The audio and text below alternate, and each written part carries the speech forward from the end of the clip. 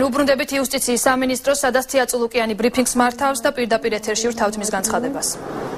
ბატონი გოჩა ლორთქიფანიც.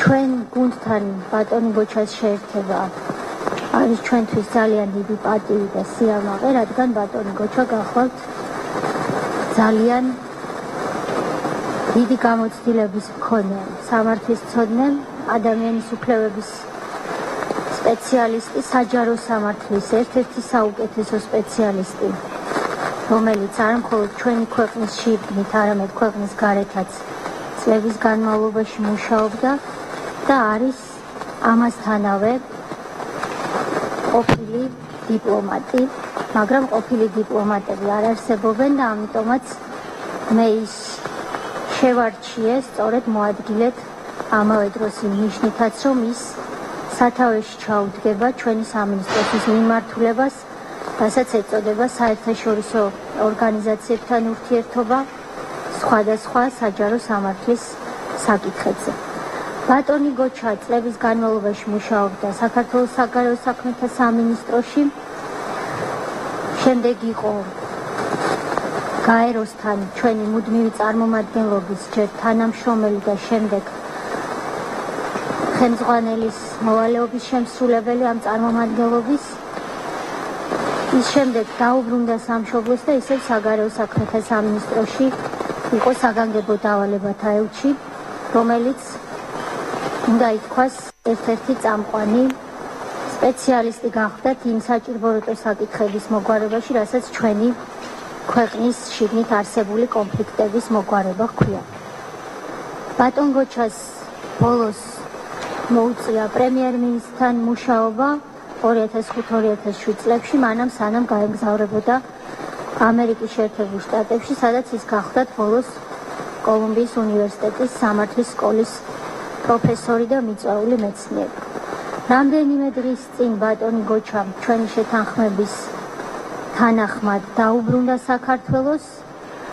იმედი მაქვს, რომ ის საქართველოს დაუბრუნდა ხანგრძლივი ვადით, იმისთვის, რომ ამ სამინისტროს და ზოგადად ჩვენს მთავრობას ხელი შეუწყოს იმ სისტემის შენებაში, რასაც სამართლიანი სამართლებრივი სისტემის მშენებლობა ჰქვია ჩვენს ქვეყნის შიგნით არსებულ აქტორებთან და აგრეთვე ჩვენს გარე მეგობრებთან ურთიერთობების ფარგლებში.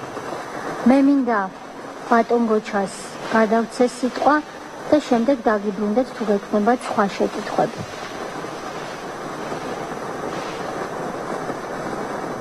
ბატონ მინისტრო, ჩემთვის უპირველეს ყოვლისა მინდა მადლობა მოუხატო ბატონ პრემიერ-მინისტრს და ბატონ მინისტრს ასეთ დიდი ნდობისათვის. მე კარგად ვაცნობიერებ იმას, რაოდენ რთულ და საპასუხისმგებლო ეტაპს ვბრუნდები იუსტიციის სამინისტროში. თუმცა სამართლებრივი თვალსაზრისით თუ შევხედავ, ეს ახალი ამპლუა ნამდვილად არ არის. ასევე ვაცნობიერებ იმას, ჩემი გამოცდილების ცოდნის მხრივ, ისი მოტანა შემიძლია დამატებით, ანუ რა შევძინო იმ გუნდს, რომელიც უკვე დამხდა და მე მგონია ყოველგვარი წუწმენის გარეშე ციფრი 3 ძალიან კარგად დასწილი ციფრია მოადგილეების თვალსაზრისით. ჩემთვის მნიშვნელოვანია არა მარტო პროფესიული მომენტი, არამედ ზნეობრივი ღირებულებები, რამაც გადამაწყვეტინა ამ ნაბიჯის გადადგმა. რა თქმა უნდა, როგორც ხალხმა მინისტრმა აღნიშნა, ჩემი საკურაციო მიმართულებები ეს არის საერთაშორისო საჯარო სამართლის დეპარტამენტი, არბიტრაჟი, საერთაშორისო სასამართლოებში წარმომადგენლობა. აქ ჩვენ გვაქვს მრავალი მნიშვნელოვანი საქმეები, მათ შორის სტრასბურგის სასამართლოში, ანუ შესამუშავებელი გვაქვს სტრატეგია, როგორ გავაგრძელოთ საქმე საერთაშორისო მართლმსაჯულების სასამართლოში, რაც შეეხება რუსეთის დავას.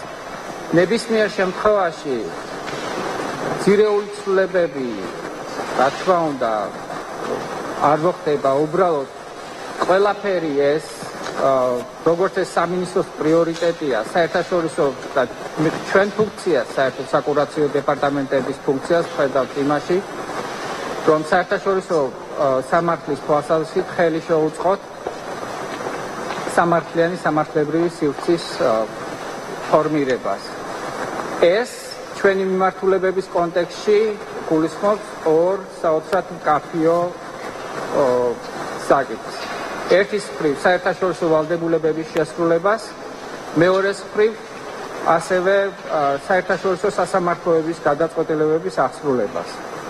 ნებისმიერ შემთხვევაში, როგორც ეს ხალხური მინისტრის მიდგომა და მთლიანად გუნდის ორიენტირია, ჩვენ უნდა შევძლოთ ისეთი სისტემური ცვლილებები ქართულ სამართლებრივ სისტემაში, რაც უპირველეს ყოვლისა იქნება ორიენტირებული ადამიანის უფლებების დაცვაზე და განტვირთავს სარჩელებისა და საჩივრებისგან საერთაშორისო სასამართლოებში. რა თქმა უნდა, მე შემიძლია თქვენ კითხვებსაც უპასუხო, მაგრამ ერთ რამესაც გეტყვით, რომ მირჩევნია თქვენთან გავმართო მსჯაბაასი კონკრეტულად ჩვენს მიერ გაკეთებულ საქმეებთან დაკავშირებით, ვიდრე ვილაპარაკო სამომავლო გეგმებზე. მადლობთ.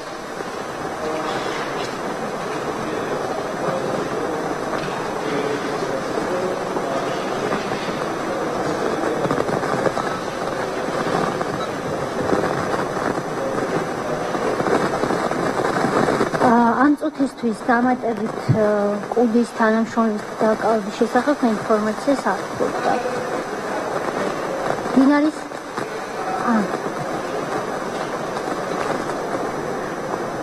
ბატონი გიორგი კალანაძე 5 საათზე არის დაბარებული მორიგჯერ დაკითხვაზე მთავარ პროკურატურაში, რათა გაირკვეს ითამაშა თუ არა მან რაიმე ტიპის როლი სხვადასხვა იმ საქმეზე, რომელზეც მიმდინარეობს გამოძიება.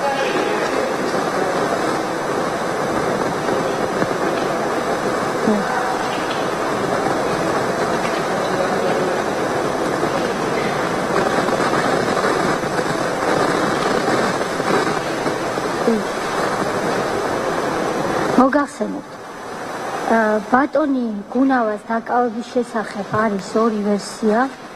ერთი არის თავად ბატონი გუნავას ვერსია და მეორე არის შინაგან საქმეთა სამინისტროს ვერსია. მიუხედავად იმისა, რომ მე არ ვარ შინაგან საქმეთა სამინისტროს ხელმძღვანელი, მევალება გაგცეთ ამ შეკითხვაზე პასუხი იმ გარემოებიდან გამომდინარე, რომ თუ კი გუნავას ან ნებისმიერი სხვა მოქალაქის დაკავებისას ადგილი ჰქონდა დასაკავებელი და დაკავებული პირის უფლებების დარღვევას, ეს საქმე პირუთმულად უნდა გამოიძიოს პროკურატურა.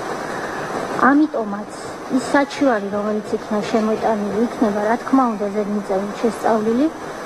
მე დიდი იმედი მაქვს, რომ ის რაზეც მიუთითებს ბატონი გუნავა და მე ასე ვიცი ყოველ შემთხვევაში, რომ ეს არ მომხდარა, მაგრამ ერთი არას ვფიქრობ მე და მეორე არას დაადგენს მიუკერძოებელი გამოძიება. მაგრამ რა კი ეს პრეტენზია არსებობს, რა თქმა უნდა გამოძიება უნდა ჩატარდეს.